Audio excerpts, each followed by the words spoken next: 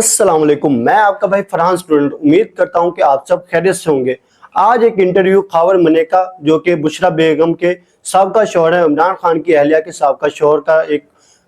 Interview نشر ہوا شاہزیب خان زادہ کے ساتھ جیو چینل پر، تو وہ اس کو دیکھ کر میری حیرت دنگ رہ گئی اور میں نے اس ضروری سمجھا کہ اس پہ ایک ویلوگ بنانا چاہیے، کیونکہ میں پہلی بات آپ سب کو میں کلیئر کرنا چاہتا ہوں کہ میں سیاسی ویلوگ بنانا بالکل پسند نہیں کرتا، کیونکہ کسی بھی سیاسی شخصیت کے قصیدے پڑھنے سے ہمیں حوض کوثر کا پانی میسر نہیں ہونا، نہ تو ہمیں کسی سیاسی شخصیت کے اختلاف سے ہمیں کوئی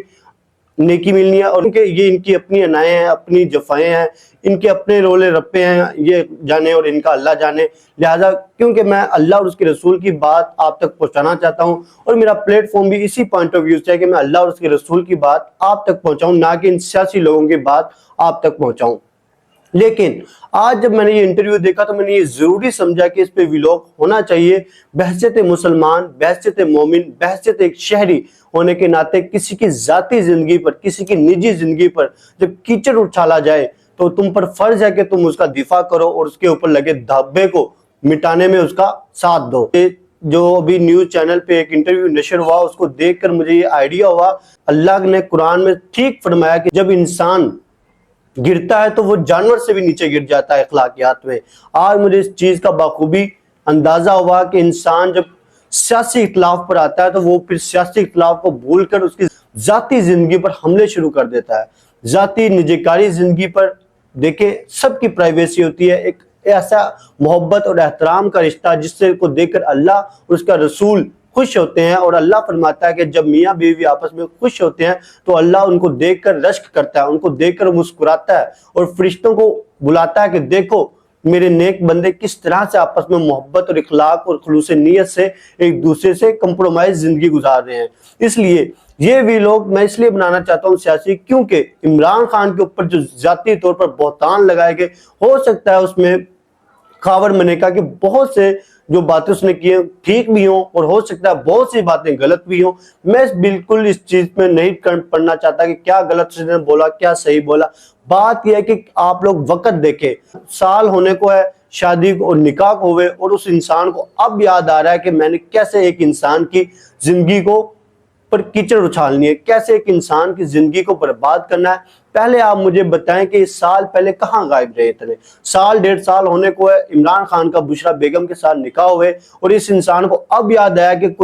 کسی نے میری بیوی کے ساتھ ناجائز نکاح باندھا ہے، کسی نے میری بیوی کے ساتھ ناجائز محبت کی ہے، لہٰذا اب اس پہ کیچڑ اچھالنی چاہیے۔ اور آپ ٹائمنگ دیکھیں، اس سے آپ لوگ بخوبی واقف ہو سکتے ہیں کہ اس کے اوپر کسی طاقتور انسان کا ہاتھ ہے، اور ایک پریشر ڈالا گیا کہ آپ کسی طرح ایک انسان کے اوپر داغدار لگائیں۔ ہم نے اس کے اوپر بہت سے سکینڈل کھولے ہیں، بہت سے اس کے اوپر، اور ہم نے بہت سے کیسز ڈالے ہیں، لیکن اس انسان کی عزت میں رتی بھر فرق نہیں ڈل رہا۔ لہٰذا شاید کہ آپ کے اس انٹرویو سے اس کی زندگی اور اس کی جو ہائپر کریٹ کی ہوئی ہے اس نے ایک پاکستانی عوام کے اندر، جو پاکستانی میڈیا اور سوشل میڈیا کے اوپر جو کہ ایک شہرت کا نام ہے اس کا، اور جو یہ ٹاپ 10 کے نام پر اس کا نام چلتا ہے، کچھ کمی ہو سکے۔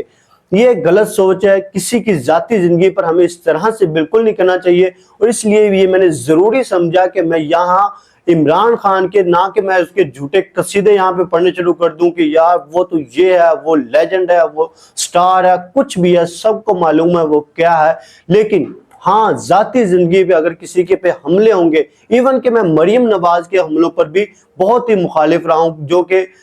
بہت سی یوتھ جنریشن یہ ٹرولنگ کرتی ہے میڈیا پہ کہ صفدر نے جو بھی کیے 4 ماہ پہلے یہ ہو گیا وہ ہو گیا، یہ جو بھی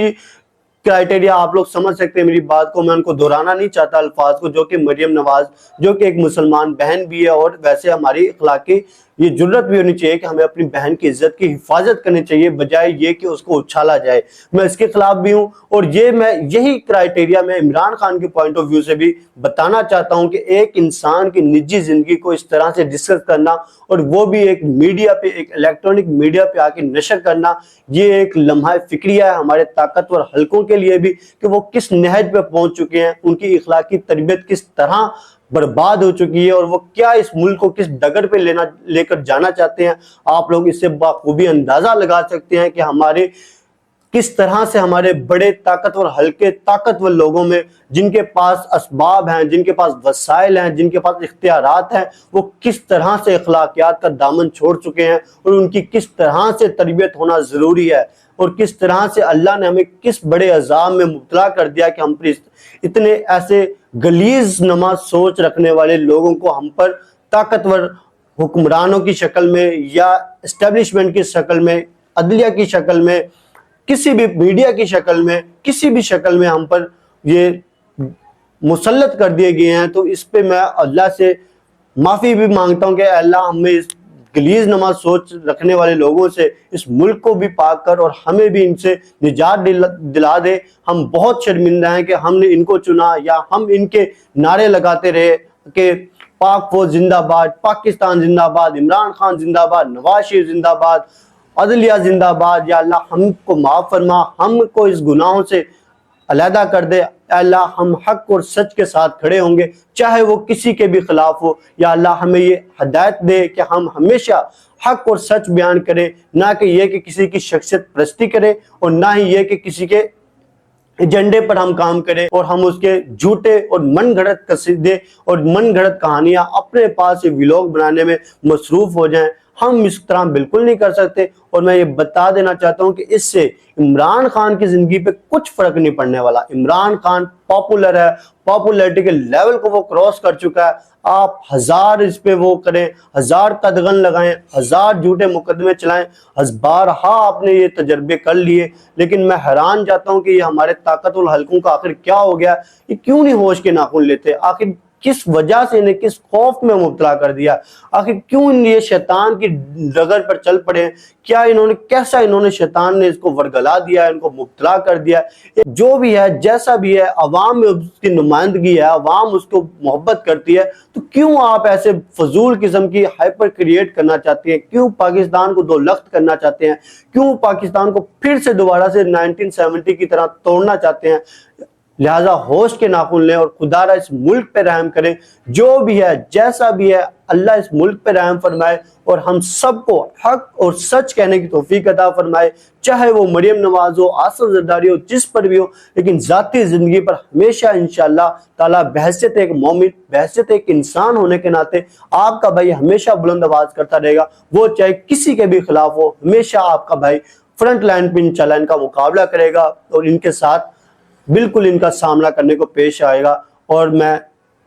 آپ سب کا شکر گزار ہوں اور امید کرتا ہوں کہ آپ سب کو میرا یہ اوپینین، میرا جو انالیسز ہے، آپ کو یہ پسند آیا ہوگا، اور امید کرتا ہوں کہ آپ سب بھی شخصیت پرستی کو چھوڑ کر ایک اچھی اور اخلاقی اور ایک اچھا انسان ہونے کے ناطے آپ سب اپنا کردار سر انجام دیں اور ایک آواز بلند کریں کہ اس طرح کے بے خدا قسم کے رویوں کو ہم پاکستانی معاشرے، ایک اسلامی جمہوریہ پاکستان میں بالکل قبول نہیں کریں گے، اور ہم اس کی کھل کر مخالفت کریں گے اور کھل کر اس کے خلاف آواز بلند کریں گے۔ انشاءاللہ اللہ تعالیٰ اس ملک پہ ایک دن ضرور ایک اسلامی ریاست نافذ ہوگی۔ پاکستان زندہ باد، پاک فوج پائندہ باد۔ جزاکم اللہ خیر الرازقین۔